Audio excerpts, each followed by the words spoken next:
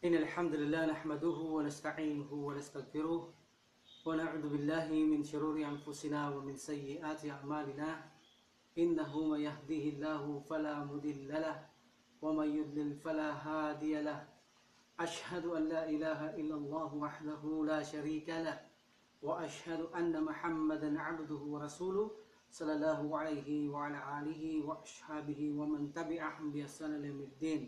ما بعد. Assalamualaikum warahmatullahi ta'ala wabarakatuh. So, ang nakaraan halaka natin kung saan ay ang pagtanggap ng Propeta Muhammad sallallahu alaihi wasallam sa bundok ng Hira, ang unang revelasyon, chapter Surah Al-Alaq, chapter ayah 1 to 5. So, inshallah, ngayon ay dadako tayo sa pangalawang revelasyon, inshallah.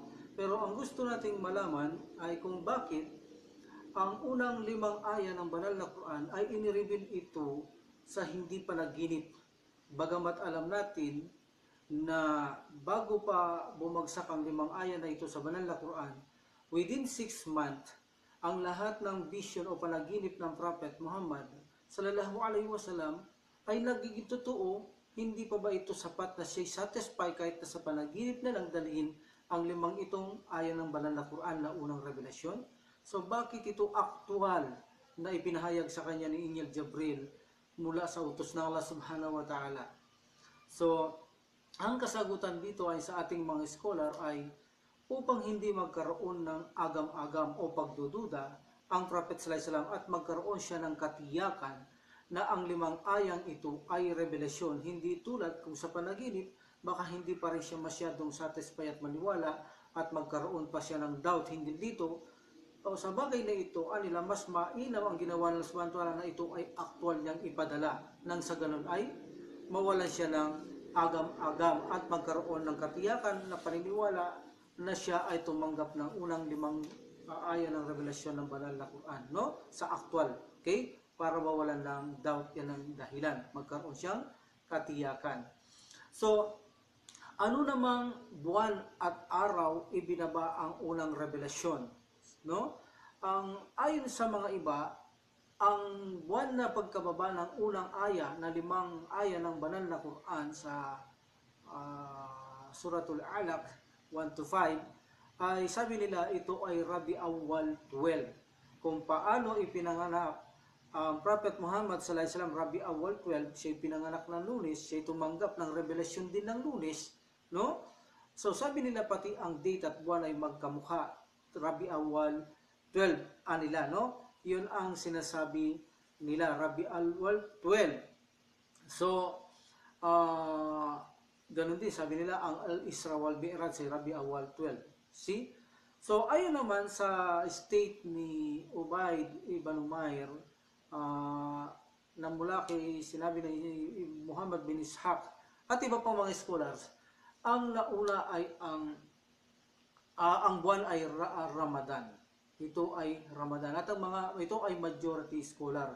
Ang buwan na pagkabagsak ng 5 aya ng unang banal na Quran ay buwan ng Ramadan. At ito ay suportado ng banal na Quran sa chapter 2 verse 185. A'udhu billahi minash shaitanir rajim. Shahru Ramadan alladhi unzila fihi al-Quran hudan lin-nasi wa bayyinatin minal huda wal furqan, no? So sa buwan ng Ramadan ipinahayag namin ang banal na Quran bilang patnubay sa sangkatawan, maliwanag na tanda, at ito ay patnubay upang malaman ang pamantayan ng tama at mali. So maliwanag, sabi nila, na ito ay buwan ng Ramadan na hulog, no?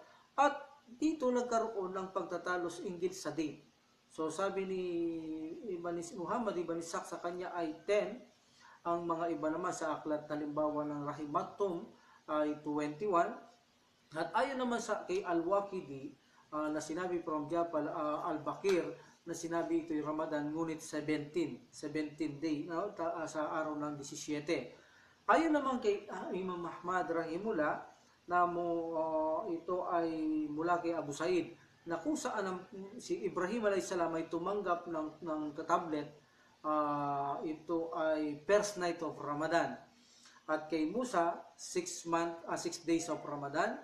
At ang Bible, sabi lang kay Isa alayhis salam, ang Injil ay tinanggap niya ito ng 14 14 days ng Ramadan, 13 ng Ramadan, at ang banal na Qur'an nila ay 14 days ng Ramadan ito bumaba, nagumpisa 14 days, araw ng 14 days ng buwan ng Ramadan. So majority Ramadan, ngunit ang date ay mayroong hindi pagkakasundo. Lalahanin natin na wala pa tayong kalendaryo noon, no? Kaya ito estimation lamang nila, ngunit ang Ramadan ay majority scholars. So lumitaw pa lang ang kalendaryo sa panahon na magkalipas si Umar bin Al-Khattab, dahil siya lang matapik natin ang bagay na yan. So ang tanong, bago pa man noon, anong sinusunod na relihiyon ni Prophet Muhammad sallallahu alaihi wasallam? Nung wala pa ang Islam, walang revelation, kanila ang relihiyon ni Nuh, sabi naman ng iba, no, si Ibrahim, sabi naman ng iba, si Musa, ang sabi naman ng iba ay si Isa, no? Sabi ng iba. So, alaihim salam, at least kahit sino-sinunod naman dito ng Prophet Muhammad sallallahu alaihi wasallam, ang lahat naman ito ay sumasamba sa Allah subhanahu wa ta'ala. So wala pa rin itong pagkakagulo, pagkakalito. Ngunit anila mas malakas na sinusunod niya ang kanyang amang mananampalataya na si Ibrahim alaihi salam, no? So alaihi salam. So hindi si Musa, hindi daw si Noah, hindi si Isa alayhim salam. So sabi nila mas sinusunod niya ang kay among the father of faith, Ibrahim alayhi salam. So bawat pumupunta ang Prophet sallallahu alaihi wasallam doon sa Yungib noon, ayon sa ulat ni Imam Muslim rahimullah, na sinabi ni Jabir bin Samura, na kung saan palagi niyang naririnig na may sasalam sa kanya mga puno at mga bato. Hindi niya nakikita may mga tao, pero sa bandang huli nalaman niya bato at mga puno ang nagsasalam sa kanya. At actually sinabi niya sa hadith, na sinabi ni Jabir bin Samura, na sinabi ng Prophet sallallahu alaihi wasallam, alam ko ang batong ito, ang bato sa Mecca, kung saan siya gumabati sa akin bago pa dumating ang aking misyon. So pinatunayan ito ng Prophet sallallahu alaihi wasallam na mayroong batong bumabati sa kanya araw-araw kapag nakikita ang Prophet sallallahu alaihi wasallam na nagpupunta ng bundok ng Hira, no? Okay, so tumanggap ang Prophet sallallahu alaihi wasallam ng mga revelasyon ng first ayah 5 sa nakaraan, at nagkaroon ito ng pause, nagkaroon ito ng stop. Sinasabi ng iba, ito ay mayroon 3 months, 6 months, 2 years, 3 years. Pero ayon kay Ibn Al-Hafiz Ibn Hajar rahimullah, na sinabi mula sa kay Muhammad Ibn Sa'd, na tanyag itong historian, ay sinabi mula kay Ibn Abbas radhiyallahu na ang pag-stop nito o pag-post nito ay mga ilang araw lamang, ilang linggo lamang, no? Hindi man halos sumabot ng isang buwan. Dahil kung ito ito ang mas correct na opinion, dahil kung ito ay magtatagal, gaya na sabi 3 months, 6 months, or even that, more than that, 2 years or 3 years, no? So sabi nila baka hindi makayanan ng Prophet sallallahu alaihi wasallam, dahil actually kasi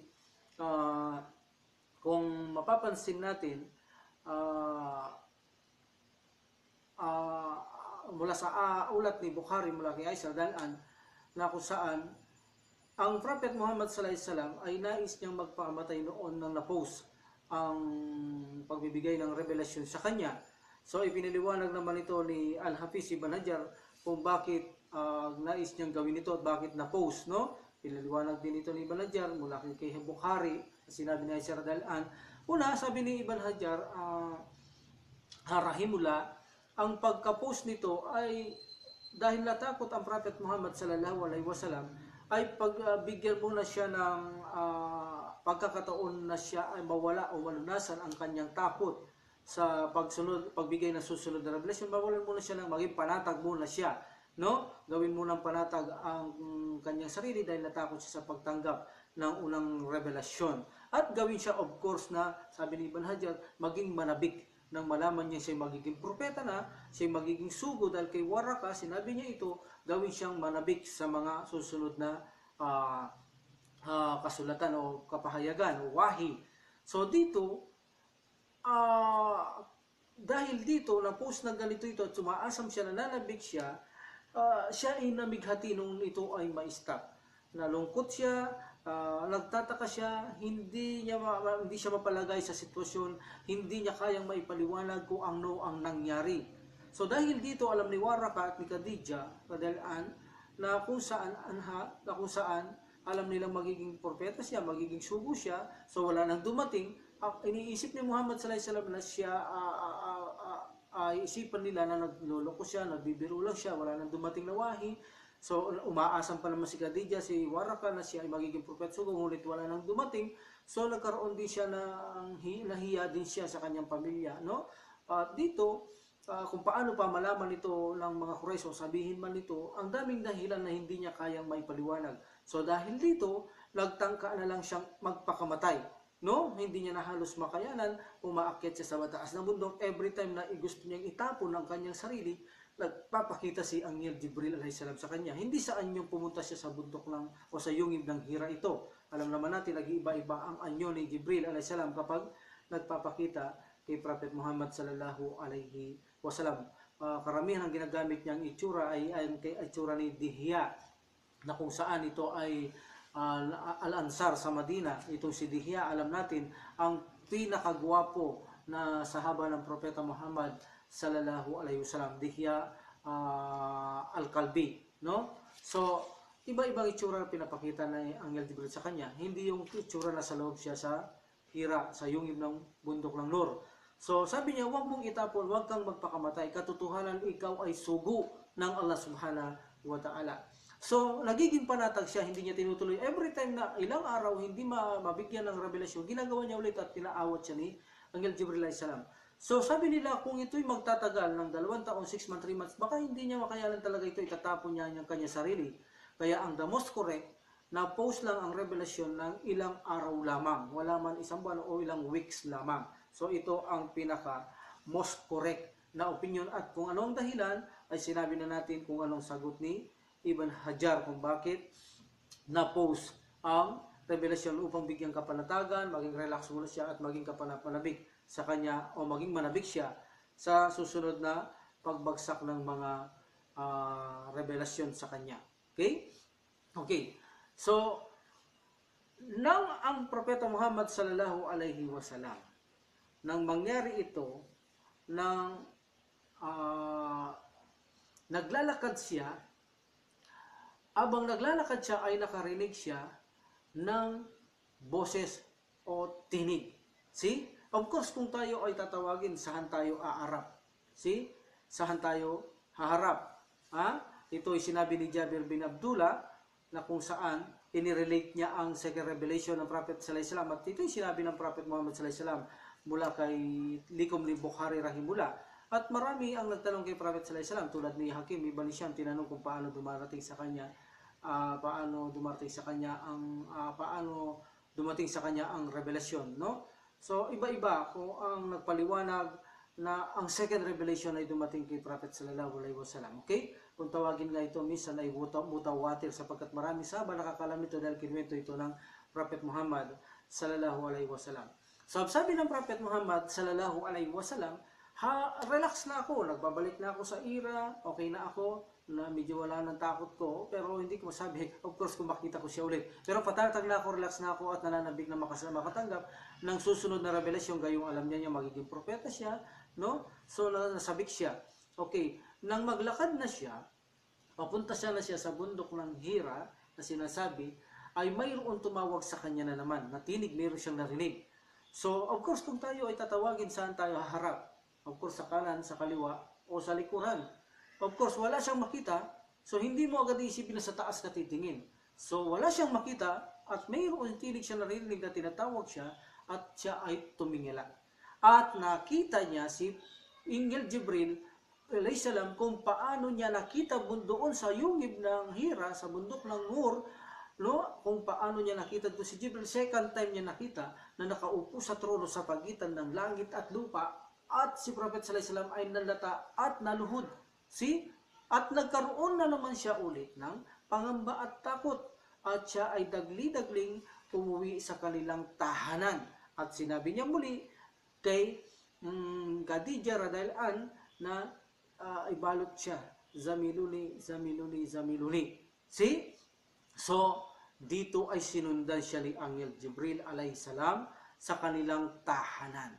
Sa mismong loob ng bahay ni Khadija radhiyallahu anha, pinasukan sila ni Jibril alayhi salam at dito naman ibinagsak ang 5 aya na second revelation. Bagamat may nagsasabi ng second revelation ay surah Kalam, no, nun wal kalami wa ma yasturun ma anta bi ni'matika rabbika bimajnun. See? So sinasabi nila ito ang sumunod na aya, pero majority scholar ito ang sumunod na aya. Ang pangalawang aya, pangalawang revelasyon, ya ayyuhal muddatir kum fa'andir wa rabbaka fakabbir wa tiyaka baka fatahhir war ruja fahjur. See? So sinasabi nila ito ang pangalawang aya na bumagsak. O ikaw na nakabalot, ikaw ay magbangon at magbabala. At luwalhatihin mo ang iyong Panginoon at padalisayin mo ang iyong kasuotan at lumayo ka sa pagsamba sa mga Diyos-Diyosan o pagbibigay na pagsamba pagtambal sa Allah subhanahu wa ta'ala. So dito sa loob ng bahay na ito, no, sa loob ng bahay na ito, dito ang revelasyon na bumaba kay Khadija sa tahanan niya, dito na naging sugo ang Prophet sallallahu alaihi wasallam. Sa unang revelasyon, siya ay propeta. Sa second revelation, siya ay sugo, kaya siya ay propeta at sugo. At ito lamang ayon sa mga scholar ang revelasyon na kung saan pumasok si Angel Jibril alayhi salam sa bahay ni Khadija sa second revelation. Sa mismong loob ng bahay ni Khadija bumagsak ang pangalawang aya na ito. See? At pagkatapos nito ay ibinagsak naman ng Allah subhanahu wa ta'ala ang suratul Duha. Binila ito ang pangatlong revelasyon.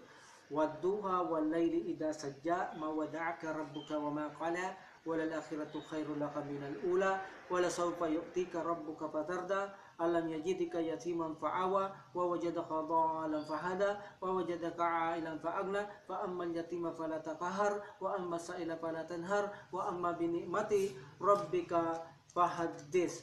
So sinabi ng Allah subhanahu wa ta'ala dahil siya nalungkot, nalumbay, so sabi niya, ako'y nanunumpa sa oras bago magtanghali. Ibig sabihin, maliwanag, sikat. Ibig sabihin, ayon na ito nagpapaliwanag na ang liwanag ay darating sa Prophet sallallahu alaihi wasallam na ay papalaganap. Ang liwanag na ito, ang kadilimang pananampalataya ay maglalako. Ito'y nagpapahiwatig at sinabi niya, walayli idha sadya, at ako'y nanumpa sa gabi kung ito'y pusikit o laganap. Ibig sabihin, katahimikan, peace, ang pananampalatayang Islam o dala ng Prophet sallallahu alaihi wasallam ay magbibigay ng kapayapaan sino man manimpalataya at maniwala sa kanyang dadaling relihiyon. Ang iyong Panginoon ay hindi tumalikod sa iyo at namuhi. So, ito ang revelasyon na pinaka-importante rito. Hindi ka tinalikuran ng iyong Allah. Kung napus man yun, mayroong dahilan, pero hindi ka tinalikuran, hindi ka niya kinamumuyan, hindi ka niya kinagagalitan. See? So, ito ang pinaka-importante. Pinalitan niya sa Prophet sallallahu alaihi wasallam to, natuwa ang Prophet sallallahu alaihi wasallam na galaksya, na siyansya, at katotohanan sa kabilang buhay, higit na mainam para sa iyo. So mainam na higit ang kabilang buhay, maghanda ka, gagawin kitang propeta, anumang pagsubok, magtiis ka dahil pag natiis mo to, ang kabilang buhay ay higit na mainam para sa iyo. Ganon din sa atin. Mahinam sa atin higit ang kabilang buhay kaysa sa dunyang ito kung alam lamang natin. At katotohanan ng iyong Panginoon, nagkaloob sa iyo ng lahat ng mabuti upang ikaw ay lubos na masiyahan. So binigyan niya ito ng mabuti, binigyan niya si Khadija sa kanya, ang aantabay, mayroong kayamanan pansamantala, binigyan siya ng Allah subhanahu wa ta'ala. Hindi ba ikaw ay natagpuan niya isang ulila at ikaw ay pinagkalooban niya ng masisilungan? Sino? Si Khadija. Padahil anhang kanyang asawa na siya'y ulila, Prophet sallallahu alaihi wasallam, binigyan niya masisilungan at binigyan niya pansamantala, mayroong kasampatan at kanyang natagpuan na ikaw ay walang kamuwangan at ikaw ay gagawaran niya ng patnubay. Wala kang alam, no rights ka, binigyan ka ng subhanahu wa ta'ala ng kaalaman na kung saan pinupuri ito noong 1983. Ang pagkakaalam ko ng US na kung saan ang pinaka-the best na tao na nagbigay ng law giver, 1953, law giver ay si Muhammad, no? Sabi ng mga US noon sallallahu alaihi wasallam. So, sabi ng Allah subhanahu wa ta'ala, bibigyan siya ng kaalaman. Alhamdulillah, ganap na kaalaman, kompletong kaalaman ito nga nasa atin ngayon. no, at kanyang natagpuan na ikaw ay nangangailangan, kaya ginawa niyang mayroong kasampatan. Yun, kay Khadija, wala ka, binigyan kanya ng kasampatan. Kaya huwag mong ituring ngayon, sabi ng Allah subhanahu wa ta'ala, ang mga ulila. So maraming hadith na pinamamahal ng Prophet sallallahu alaihi wasallam ang mga ulila. Actually, ang sino man mag-alaga ng ulilang bata, siya ay magiging panagka niya sa impyerno ng apoy. At kung ang ulila ay hawakan mo ang kanyang buhok, lahat ng mahawakan mo, bawat buhok doon ay mayroong kang reward. So napakaraming hadith na mahal ninyo ang ulila dahil ang Prophet sallallahu alaihi wasallam, siya mismo ay ulila. Kaya binigyan ng maraming hadith ang pag-aruga o pag-aalaga o pagmamahal sa mga taong walang ulila, lalo na nakatapon na sa daan ng mga bata, ng mga ulila, no? Sino mang Muslim na makakukup sa kanila at maging Muslim ito, lalo na, alhamdulillah, napakalaking biyaya ito. Kaya huwag mong itaboy din ang mga humihingi. Wala ka naman dati, binigyan kita. So huwag mo rin itaboy ang mga humihingi dahil ikaw ay hindi ko ginawa sa iyo na kapag ikaw ay binigyan ko, hindi kita tinaboy, hindi kita pinabayaan, wala ka ng magulang, nawalan ka ng lolo, hindi kita pinabayaan, inalagaan kita, inarugaan kita, at ipagbunyi mo ang mga biyaya pinagkaloob sa ng Allah. So, kung tayo bibigyan ng pagkaloob ng Allah subhanahu wa ta'ala ng mga biyaya, maging mapagpasalamat tayo sa Kanya. No? Huwag natin gamitin ang mga oras natin sa walang kabuluhan at huwag magwaldas ng pera o kayamanan at sirain ang buhay natin sa mundong ito sa mga oras na nagsasayang tayo, nagpapaka-eksperto tayo sa mga pera natin sa walang halaga. Huwag natin gawin yun. Ibinigay yun ng samantala, mahalin natin, gugulin natin para sa samantala at pagbunyi ito ng pagpapasalamat sa Kanya at gawin natin ang ating mga obligasyon sa Allah subhanahu wa ta'ala. So mga tapos nito, ang revelasyon ay naging sunod-sunod na kay Prophet Muhammad sallallahu alaihi wasallam na dumating na hanggang siya ay mamatay na, ang mga revelasyon ay sunod-sunod nang dumating sa kanya. No? Okay. So ang mga revelasyong ito ay patuloy na dumating sa kanya pagkatapos niyang matanggap ang pangalawang revelasyon. At sabi ng iba, dito tinuruhan ng Prophet ni Angel Jibril alayhis salam sa isang hills, isang bundok na kung saan ang Prophet sallallahu alaihi wasallam ay nagsagawa silang wudu sa pamamagitan ng Zamzam water at tinuruhang magsala at umuwi ang Prophet sallallahu alaihi wasallam, tinuruan niya magwudu si Khadija at nagsala. Ang salang ito ay hindi pa ito obligatory, no? Ibig sabihin magsala o hindi ang maniniwala sa Allah subhanahu wa ta'ala noon. At kay Prophet sallallahu alaihi wasallam, okay lang kahit mamatay siya ay magtatagumpay. See? So, hindi ito obligatory, ito ay voluntary lamang. Voluntary. Anong wisdom kung bakit mayroong voluntary sa kay Prophet sallallahu alaihi wasallam? See? At sa mga yayakap sa kanya sa pananampalataya noon, upang i-practice, upang sanayin sila sa darating na ang sala ay maging obligasyon. At ito ay nangyari sa Al-Isra wal Mi'raj. Doon may bibigay ang sala na 5 beses na ito'y gagampanan ng mga Muslim na obligatory 5 times a day. So inshallah aabot tayo sa Al-Isra wal Mi'raj. Napakaraming nakamamanghang nangyari sa panahon ng Prophet sallallahu alaihi wasallam diyan, no? Okay, at napakaraming revelasyon lalo na sa sunnah hadith na Prophet sallallahu alaihi wasallam na magaganap diyan. Inshallah. So, bago pa man tayo dumako sa kanyang panawagan na sinabing kum paandir, magtindig ka at magpahayag, ang pangalawang revelasyon o ikaw na nababalot, no, ng kasuotan, ikaw ay magtindig at magbabala. So, siya ay tumayo at iparating na ang katotohanan sa tao na kung saan dapat ang Allah subhanahu wa ta'ala lamang ang sambahin ng mga tao. Actually, ang panawagan dito sa pangalawang aya na ito ay mananawagan siya on private, no? Private. So sabi ng iba ito ay secret. So sabi ng iba mas mainam ang private. So inshallah dadako tayo yan. Hindi pa siya dito magdadawa ng private, kundi ito ay public 3-year secret call, oh? Dawa, secret dawa, no? O sabi ng iba private dawa. So 3 years itong nanawagan siya na nakatago ang Prophet sallallahu alaihi wasallam, no? Nakatago siya ang Prophet Muhammad sallallahu alaihi wasallam sa isang lugar tulad halimbawa sa tahanan ni Khadija, at ang iba naman ay nagtayo siya ng Darul Nadwa, sabi nila, yung place meeting kung saan meron siyang kasama, nagtayo siya ng Darul Nadwa niya, at doon may place meeting sila doon at doon siya nagsisikret dawa hanggang sa makarating siya sa bahay ni Al-Arkam bin Arkam. See? So, ang lahat na ito ay malalaman natin. 3 years siyang nag-secret dawa o private dawa. Hindi muna ito public. So, sa aya na ito, kung paandir manawagan ka na secret o private dawa muna, no? At luwalatihin mo ang iyong Panginoon, padalisayan mo ang iyong kasuotan. Ibig sabihin, nagpadalisayan mo ang kasuotan mo, of course, iyong padalisayin mo ang iyong pananampalataya, ang iyong puso, kasama ang panlabas, najis sa damit at mga lahat ng yan ay padalisayin mo. Huwag ka, ang ibig sabihin, sabi ng Subhanahu wa Ta'ala, and keep away from the rage at lumayo ka sa pagsamba ng mga idol. So Diyos, ang ibig sabihin yan, ang paglilinis, pagpapadalisay, lumayo ka, marumi ang pagsamba sa mga bagay na yan, o anumang uri ng pagsamba. Maliban sa hindi tuturo ng Subhanahu wa Ta'ala, ang lahat ay tinuturing na marumi. Padalisayin mo yung kasuotan. Ibig sabihin, padalisayin mo ang iyong pananampalataya, loob at panlabas. No? So after that, Suratul Duha, dumating ang aya na yan. So bago tayo pumasok sa secret dawa o private dawa ng Prophet sallallahu alaihi wasallam, actually ako gusto ko rin ng private dawa kasi ang secret dawa ay walang nakakaalam. Ngunit ang private dawa, mayroong nakakaalam, ngunit hindi ka nagdadawa sa labas, no? Kaya tinawag itong private. Yun ang kaiba ng secret. Secret diretsang walang nakakaalam. Ang private mayroong nakakaalam pero hindi ka nagpapakita, hindi ka nakikitang nagbibigay ng dawa, no? Sa mga tao. So inshallah, paksahin natin niya kung anong masigit na tama sa susunod na paksahin natin. So bago tayo pumasok dyan, gusto kong malaman kung paano tinatanggap ng Propeta Muhammad sallallahu alaihi wasallam ang kanyang mga wahi o revelasyon. Ito'y napakalaga, no? Napakalaking benefits ito sa atin. Paano ba niya tinatanggap ang mga revelasyon ito? Okay? So, ayon kay Ibnul Qayyim, nag-mention siya ng mga 7. Sabi ng mga iba, mas marami pa rito. Ang unang mention niya, alam natin, ang lahat ng panaginip ng Prophet sallallahu alaihi wasallam ay totoo. So, ang unang revelasyon na kanyang tinatanggap ay sa pamamagitan ng kanyang panaginip, no? Ito ang pinaka-lowest form na pagtanggap niya ng revelasyon na napakagaan para sa kanya. Hindi man siya nahihirapan, no? Ayon ito sa Sahih Bukhari.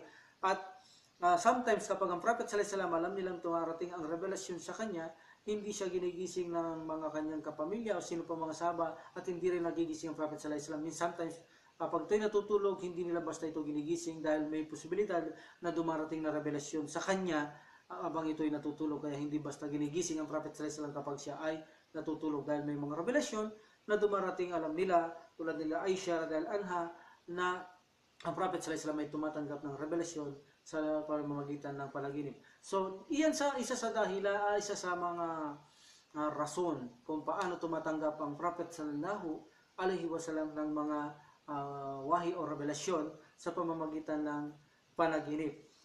So another na tinatanggap ng Prophet Muhammad sallallahu alaihi wasallam kung paano siya tumatanggap ay sa pamamagitan ng mga whispering ng mga angel.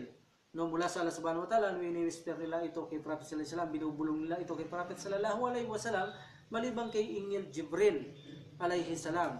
Tulad halimbawa sa asawa ni Firaun, na binubulungan din nila yan, at si Maryam, halimbawa si Maryam, ito'y malinaw na proof nang sabihin ng mga malaika, wa idkalatil malaikatu ya Maryamu inna laha yubashshiruka bi kalimatin min husmuhu masihul Isa ibnu Maryam, no? Wajahan fid dunya wal akhirati minal muqarrabin. Okay?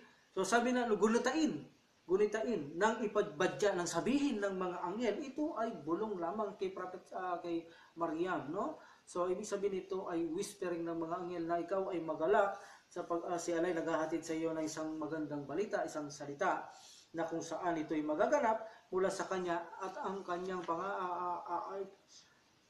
nang ipagbadya ng mga anghel, o Maria, si Allah naghahatid sa iyo ng isang salita o magandang balita na mangyari ito ay magaganap mula sa kanya. Ang kanya, magdadalang tao si Maryam, ang kanyang pangalan ay tatawagin Jesus o Misaya o Isa, anak ni Maryam. Na tinampok itong si Jesus na karangalan, maging sa kabilang buhay ay malapit siya sa Allah subhanahu wa ta'ala. So ito ay, ibig sabihin, ito'y wahi. Pero hindi ibig sabihin ito ay si Maryam ay isa ring propeta. Hindi lahat na tumatanggap ng wahi ay propeta. Si Maryam ay alam natin siya ay siddiqa. Siya ay matapat at naniniwala sa salita ng Allah subhanahu wa ta'ala. Tulad na binanggit sa banal na Quran noon, sa suratul wa Maryam banati Imran allati ahsanat farjaha fanafakna fihi min ruhina wa saddaqat bi kalimati rabbiha wa kutubihi wa kanat minal qanitin. So siya ay kanitin, siya ay matuwid, siya ay siddiqa. So hindi siya propeta, walang propetang babae, kundi ang mga propeta at sugo ay mga lalaki. So, Yan ang pangalawang pagtanggap ng Prophet sallallahu alaihi wasallam sa revelasyon na pamamagitan ng whispering ng mga anghel maliban kay Angel Jibril alayhi salam, no? Ang pangatlo ay yung dumadating si Jibril alayhi salam sa kanya sa anyong tao. Sa anyong tao. Minsan nakikita siya ng mga sahaba, tulad ng hadith na nangyari, nakita nila ang isang lalaking paparating na kung saan walang bangid dungis, nakahirapan din sa kanyang harapan, walang tumi, na galing sa malayong paglalakbay ang dating, ngunit na nanatiling malinis, no, napakagandang tignan, at umupo sa harapan ng Prophet Muhammad sallallahu alaihi wasallam, at tinawakan niya pa ang dalawang tuhod, magprontan sila, naghaharapan sila. Sabi niya, ano ang Islam? Tinanong niya, di ba, ano ang iman? Ano ang ihsan? So nasagot nito nung umalis ang tao, sabi niya, alam niyo ba kung sino taong yun?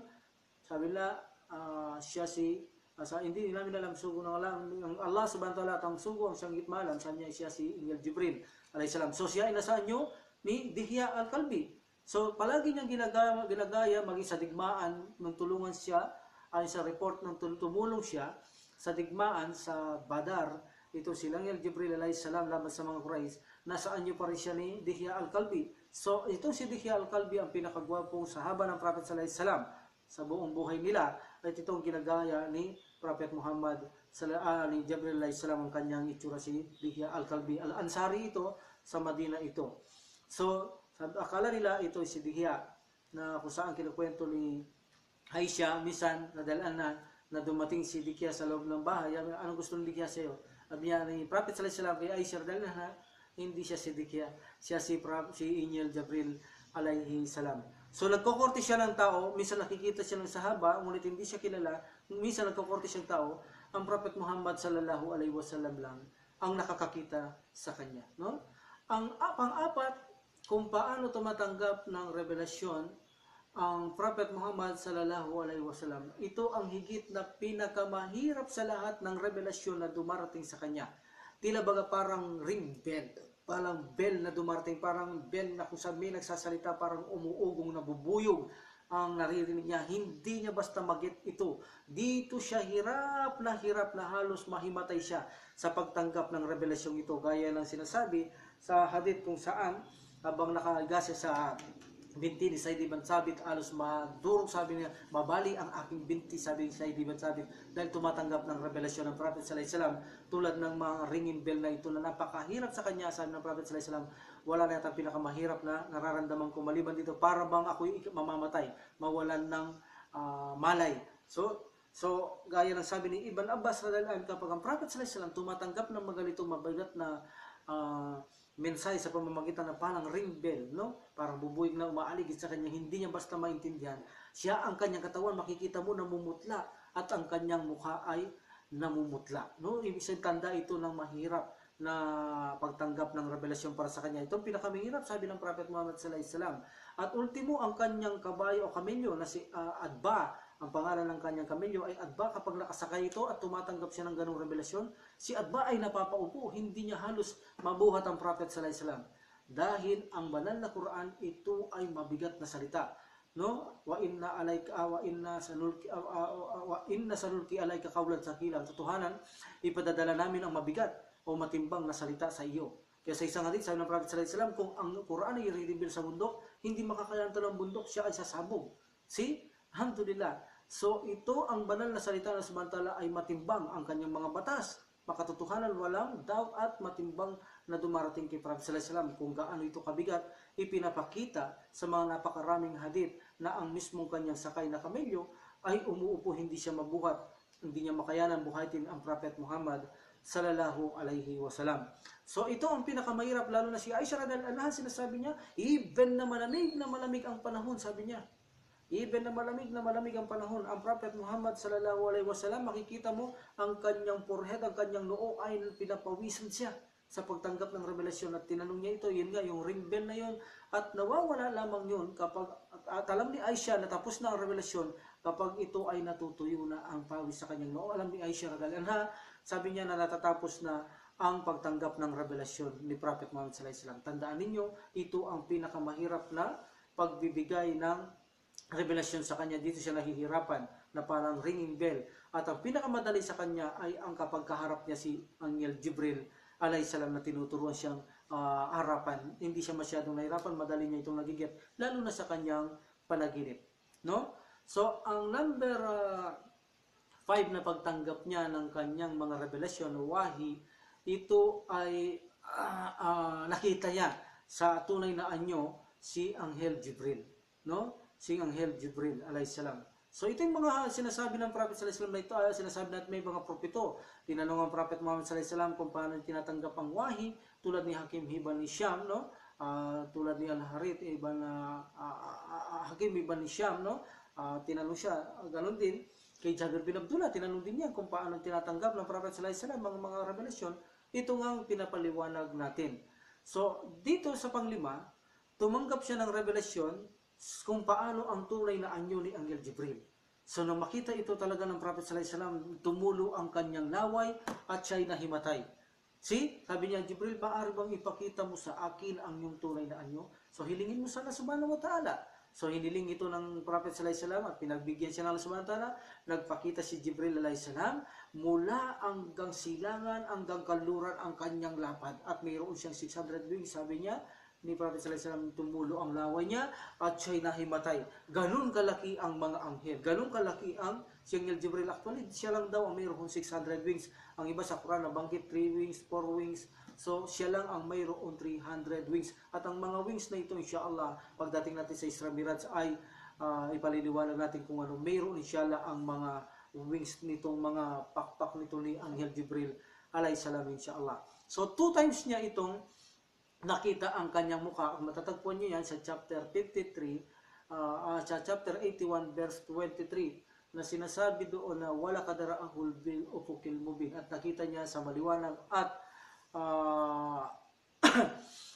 katotohanan na si Muhammad sallallahu alaihi wasallam ay nakita niya si Jibril sa maliwanag na hanggang sa kalupaan at kalakitan, no? Ganun ang laki ng Anghel Jibril, gaya na sana silangan at kaluran. So nakita niya ito ng totohanan at katotohanan kanyang nakita si Anghel Jibril, ibig sabihin ng maliwanag sa hangganan sa kalupaan at kalangitan. Ibig sabihin parang gano'n ang lawak niya. So dito silangan at kalupaan ayon sa silangan at kaluran ay sa hadith. So gano'n kalaki si Anghel Jibril alayhis salam. Then sa isang aya ay nakita niya rin ito dahil 2 beses niya ito nakita sa chapter 53 verse 13 to 14. Ang sinabi naman dito, wala kadaraahu nazlatan ukhra, no, in the Sidratul Muntaha. Sidratul Muntaha yung halaman na lot of tree. Ibig sabihin ito yung halaman, may puno ito, Isra Mi'raj. Inshallah paliliwanag natin itong Sidratul Muntaha na ito. So diyan siya tumatanggap ng revelation sa 2 beses niya nakita na saan yung tunay si Anghel Jibril. Number 6, tumatanggap siya ng revelation nang siya'y umakyat sa Isra Mi'raj. Mi'raj nang paakyat na siya sa heaven, na kung saan patong-patong na heaven, marami siyang nakita, maraming revelasyon na ibinigay ang Allah subhanahu wa ta'ala. Nakita niya si ganito, nakita niya si ganito, nakita ko si ganito, nakita ko si ganyan. So nakita niya parusang ganito, nakita niya ang reward na ganyan. So napakaraming mga revelasyon na naganap dito. Actually, yung tanda ng hukom kay Isa alayhis salam, kung paano ang tanda ng hukom, paano babasisa, nakakwentuhan niya doon, ibinigay, ipinahayag lahat ni Isa alayhis salam. Napakaraming revelasyon na nangyari sa kanyang Mi'raj. So, isa ito sa pagtanggap niya ng revelasyon nang siya'y umakyat sa Isra wal Mi'raj, sa Mi'raj, pag-akyat sa langit. No? So, doon siya tumanggap. 7, hindi niya kinailangan ang anumang anghel, walang tagapamagitan, sino paman. Mismo ang Allah subhanahu wa ta'ala ang kinakausap niya. Siya ang Allah subhanahu wa ta'ala ang nagbibigay ng mga order tulad ng sala na dating 50 hanggang tumatawad ng Prophet sallallahu alaihi wasallam, nag-uusap sila ng Allah subhanahu wa ta'ala.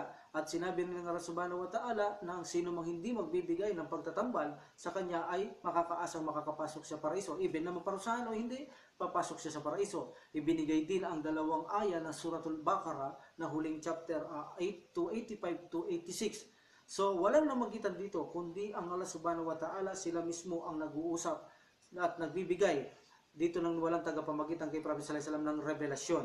No? Hindi tulad sa mga dinaanan nila, pag nakita ng Prophet sallallahu alaihi wasallam, ya Jibril alaihi salam, sino yun? So, ya Jibril, sino yun? Pero pagdating sa mga aya na ito sa Quran, 2 aya sa Al-Baqarah, wala si Jibril doon, hindi siya makakalampas kasi sa Sidratul Muntaha, yung alaman na yon, hindi siya allowed. Pero Prophet sallallahu alaihi wasallam lumampas pa siya doon. Walang linika ang lumalampas doon. Walang lirika, patay man, good deeds man, ano pa man, malibang kay Prophet Muhammad sallallahu alaihi wasallam. Kaya ang revelasyon doon na bigay, galing mismo sa Allah subhanahu wa ta'ala, walang pamagitan, at nag-uusap sila ng Allah subhanahu wa ta'ala. No? At nakita ko, sabi ng Prophet sallallahu alaihi wasallam, Allah subhanahu wa ta'ala, na siya ay naka-veil, siya ay naka-hijab. So, ang hijab ibig sabihin, nakatakip ang buo parang kortina. Yun ang ibig sabihin ng hijab, no? Okay, siya ay naka-hijab. Paano mo siya makikita, sabi ng Prophet sallallahu alaihi wasallam, siya tanungin, ang kanyang hijab ay liwanag. Dahil sabi naman ng Allah subhanahu wa ta'ala, walang maaring mata na makapamalas sa kanya sa banal na Quran. So, sa kabilang buhay, doon natin siya makikita. Iba na ang sitwasyon doon at dito. Sa kabilang buhay, doon ay maaari na nating makita at dito ay hindi natin siya maaring makita. So, ganyan ang pagtanggap ng Propeta Muhammad sallallahu alaihi wasallam sa kanyang mga revelasyon. Ang ibang mga scholars ay nagsasabi na mayroon pang dagdag ng higit pa rito, no? So napakaganda pagdating natin sa topic, lalo na sa Isra wal Mi'raj. Alhamdulillah, napakaganda. Ito ang pinakapaborito kong pagsasasira ng Prophet Muhammad sallallahu alaihi wasallam. Sa lahat ng miracle ng Prophet Muhammad sallallahu alaihi wasallam, ang gustong-gusto ko talagang naririnig ang kanyang pag-akyat. Body and soul po ito. Mga kapatid ko sa pananampalataya, hindi panaginip tulad na sinasabi ng iba. Ito ay panaginip lang. No, ito ay body and soul na umakyat siya doon sa kalangitan hanggang makalampas siya ng alaman ng puno ng halamang ang tinatawag na Sidratul Muntaha, na kung saan ang alam natin ang katapusan nito ay ang tinatawag na Al-Firdaus, no? So, alhamdulillah. So, tabayanan nyo ang mga paksang yan, alhamdulillah, at marami tayong matututunan pa sa mga bagay na yan. So, ang mga ibang scholar ay nagdagdag pa ng higit pa rito kung paano tumatanggap ang Propeta Muhammad sallallahu alaihi wasallam ng revelasyon. So, inshallah, sa susunod na paksain natin, ngayon alam na natin ang first revelation, second revelation, at ang third revelation, sabi nila ang Wadduha, no? Suratul Duha. Okay. At nalaman din natin ang banal na Quran ay bumaba ito ng Ramadan. Iba-iba nga lang ang date, walang exactly date ang Allah subhanahu wa ta'ala kung ano ang date na sakto rito. Alhamdulillah. Dahil sabi natin, walang calendar estimation lang ng mga iyan, pero ang buwan ay tiyak nilang Ramadan, sapagkat sa banal na Quran, sinuportahan ito na sa bantala na ang banal na Quran ay ibinaba ito sa kauna-unang pagkakataon bilang maliwanag na tanda at patnubay sa katuan, bilang malaman ng tama at mali, tinatawag na Quran sa buwan ng Ramadan. So no doubt, mayroong itong suporta na ito ay buwan ng Ramadan na ibinaba ang banal na Quran. Alhamdulillah, at alam na natin kung paano tumatanggap ng wahi ang Prophet Muhammad sallallahu alaihi wasallam. So, mayroong katanungan, sabi nila, ang Prophet sallallahu alaihi wasallam minsan ay nagmagawa siya ng sarili niyang ijtihada, sariling desisyon. Ito ba ay revelasyon din na tinatanggap niya sa Allah subhanahu wa ta'ala na sarili niyang desisyon? So, mayroon, kung sasabihin natin, sa banal na Quran, actually, sinasabi talaga, ang Prophet Muhammad sallallahu alaihi wasallam, ang Allah subhanahu wa ta'ala nasabi, وَمَا يُنْتِكُ عَنِ الْهَوَىٰ إِنْ هُوَ إِلَّا وَحْيٌ يُوحَىٰ. Sabi ng Allah subhanahu wa ta'ala, hindi siya nagsasabi sa kanya sariling pagnanasa tungkol sa relihiyon. At ito ay isang inspirasyon o revelasyon lamang sa kanya, na ipinayag sa kanya. Ibig sabihin, wala siyang sinasabi na higit pa sa kanya. Dahil kung siya'y magsasabi, meron din sinabi ng Allah subhanahu wa ta'ala, na puputulin niya ang kagyat ng kanyang ugat sa kanyang puso upang siya ay mamatay at walang makakadlang nito kung gagawa siya ng sarili niyang desisyon. So mayroon tayong makikita sa sira na kung saan ang Prophet sallallahu alaihi wasallam nakakapaggawa siya ng sarili niyang istihada o desisyon kung saan napagsasabihan siya sa Allah subhanahu wa ta'ala. So sabi nila, paano yon na gumagawa siya ng sarili niyang mga istihada o mga desisyon? Ito ba'y wahi din? Ito ba ay revelasyon din? So alhamdulillah, ang kasagutan dito, mga kapatid ko sa pananampalataya, ang Prophet sallallahu alaihi wasallam, okay, totoo yan, nakakapagsalita siya, nakakapagdesisyon siya, minsan tulad halimbawa, ipatubos niya ang mga bihag sa Battle of Badr. I think 70 or 72 people ito. So sinabi niya sa mga kasamahan niya kung anong gagawin dito. So, sabi nila, bakit hindi natin ito patubos? Kung gusto mong palayan ng iba, nasa ipatubos. So, napagsabihan siya ng Allah subhanahu wa ta'ala na hindi niya dapat ginawa yon. So, ibig sabihin, kapag pinagsabihan siya ng Allah subhanahu wa ta'ala, kinakondena niya, mali. Pero sa bandang huli, pinahintulutan niya na yan na ipatubos. Pero hindi pa dapat sa panahon na yun. Dapat mahina pa sila hindi pa dapat ginagawang pagpapatubos, pagpapalaya. Kundi dapat pag malakas na ang isang kasamaan, doon mo gawin yun. Ibig sabihin ng Allah subhanahu wa ta'ala, pag malakas na kayo, popular na kayo, pag nadakip nyo sila, sa inyo kung patubos o palayan sila, ito ang mas tama. Pero sa unay, huwag muna. No? So pinagsasabihan siya. Tulad halimbawa rin, ng halimbawa sa banal na Quran, yung ya ayuhan nabiyyu lima tuharrimu ma haramal ya ayuhan nabiyyu lima tuharrimu ma alallahu lak. So sabi ng Allah subhanahu wa ta'ala, bakit mo ipinagbabawal ang mga bagay na ipinapahintulot sa iyo? Dahil napagsabihan noon ni Aisha, napagkasundo nila ni Hafsa, nag-connive sila, nagsabuatan sila ng Prophet sallallahu alaihi wasallam may mabahong amoy dahil sa nakahin niya doon kay Zainab. So sabi na, hindi na ako kakain ng ganun, sabi ng Prophet sallallahu alaihi wasallam. Pero hindi haram yan. So sinabihan siya ng Allah subhanahu wa ta'ala, bakit may pinagbabawal sa iyo hindi pinagbabawal? So ibig sabihin, ang Prophet sallallahu alaihi wasallam, ang kanyang mga sariling desisyon, maging ito'y sa batas ng Islam, ito rin ay wahi. Sapagkat kapag ito ay mali, ito'y kokondahinahin ng Allah subhanahu wa ta'ala. Kapag ito ay tama, mananahimik at hindi kikibo ang Allah subhanahu wa ta'ala.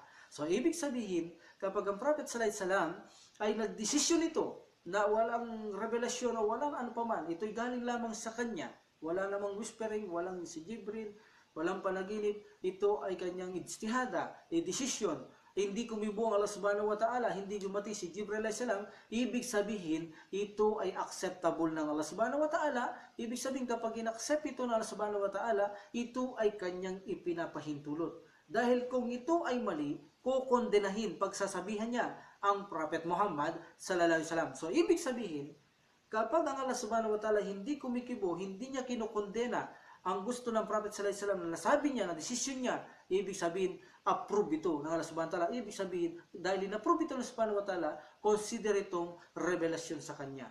So meron pang ang kasaysayan noon Ang sabi ng Prophet sallallahu alaihi wasallam, gusto kong ipagbawal ang mga babaeng buntis na nagpapasuso. So nung makarating siya, I think ito ay Persia, no? Nakita niya ang mga babae habang buntis, nagpapasuso, walang nangyayaring masama sa kanilang mga anak. See? Walang nangyayari habang buntis sila, nagpapasuso. So, sabi ng Prophet sallallahu alaihi wasallam, noon gusto ko sanang ipagbawal ito. So, hindi pa naman ipinagbabawal, kaya hindi siya kinukondena ng subhanahu wa ta'ala. Pero ngayon, nakita ko na wala naman nangyayari, hindi ko na ito ipagbabawal. So, sinabi niya yan, hindi ko na ito pagbabawal. So, hindi siya kinondena ng Allah subhanahu wa ta'ala. Ibig sabihin, hindi niya ipagbabawal, approving ito ng Allah subhanahu wa ta'ala na ang pagpapasuso kahit buntis ay walang problema, walang masama. Dahil kung ito ay problema at masama, hindi ko nagpababawal, tiyak ang Allah subhanahu wa ta'ala magpapadala ng aya, utusan si Jibril, bakit niya ipinagutos ito, bakit ganito, bakit ipinagbabawal niya, bakit pinapahintulot, tiyak na mapagsasabihan siya. Ibig sabihin, hindi qualified o considerang wahi o revelasyon yun. So, ibig sabihin, pakatandaan natin, anuman ang sinabi ng Prophet sallallahu alaihi wasallam, ito ay inspirasyon. See? Maging sarili niya itong mga istayada o desisyon, kapag ito ay hindi kumibo sa bantala, walang kondena sa kanya, ito ay consider na revelasyon sapagkat approving ito ng Allah subhanahu wa ta'ala. So, malinaw na walang kontradisyon, walang doubt, lahat ng sinasabi ng Prophet Muhammad sallallahu alaihi wasallam patungkol sa reliyon, ito ay ikinasi lamang bilang revelasyon ng Allah subhanahu wa ta'ala. So, no doubt, no? So, inshallah, dadako tayo sa susunod hinggil sa susunod nating topic, ang secret dawa ng Prophet sallallahu alaihi wasallam o private dawa. Mas gusto ko private dawa kaysa secret dawa. Paliliwanag natin ang kahibayan niyan at sino ang unang yumakap sa kanyang pananampalataya. Then, magbubukas ako ng isang sahaba na naman ng kanyang history sa mga pagkatapos mag-embrace ni Al-Harith, na naapaksi ko si Al-Harith, si Ali, si Abu Bakar. So, hindi ko sila pwedeng paksahin ngayon sapagkat special ang topic ko sa kanila. Gusto ko ay detalyadong buong-buo dahil sila yung mga kalipa, sila ang matutuwid na unang kalipa ng Prophet sallallahu alaihi wasallam. Gusto ko bigyan sila ng detalyeng buo, no? Kumpara sa mga ito, isang series lang, isang serial, ang part lang ng lecture ay tapos na ang mga sahaba. Hindi katulad nila, bibilang tayo ng mga series sa kanila. So, after that, si Abu Bakar na mag-embrace, meron siyang kinausap, almost 8 or 5 or 6, sa isang 5 lang, ang nag-embrace sa kamay ni Abu Bakr radhiyallahu anhu, na kung saan sa paintul na subantala. So, nandiyan si Subayr ibn Al-Awwam, Al-Harith, Sa'd ibn Abi Waqqas, no? Uthman bin Affan, Abdurrahman ibn Auf. So, pupunta ako kay Zubair ibn Awwam sa kanyang talambuhay kung sino siya. Kung sino siya. Sila ay kasama at pinangakuhan na unang pinangako sa 10 pinangakuhan ng Subhanahu wa Ta'ala na makakapasok sa paraiso sa mga kasama ng Prophet sallallahu alaihi wasallam. Kasama ito sa pinangakuhan na si Zubair ibn Awwam, siya ay kasamang papasok sa paraiso ng Allah Subhanahu wa Ta'ala. Pangako na ito. Ano ang istorya ni Zubair ibn Awwam? Inshallah pagkatapos lang susunod nating paksa. Then after siguro noon, tatapigin ko muna ang kasaysayan ni Zubair ibn Awwam radhiyallahu kung sino siya. Inshallah. So tabayanan niyo lang ang mga programang ito. Alhamdulillah, katotohanan ay mapupuno tayo ng knowledge dito at maintindihan natin kung paano ang buhay ng Prophet sallallahu alaihi wasallam, ang kanyang kasaysayan at ang kanyang mga kasamahan. Wa kada da'wan alhamdulillah rabbil alamin. Wa salatu wa salam ala rasulillah subhanaka allahumma wa bihamdik asyhadu an la ilaha illa anta astaghfiruka wa atubu ilaik. Assalamualaikum warahmatullahi taala wabarakatuh.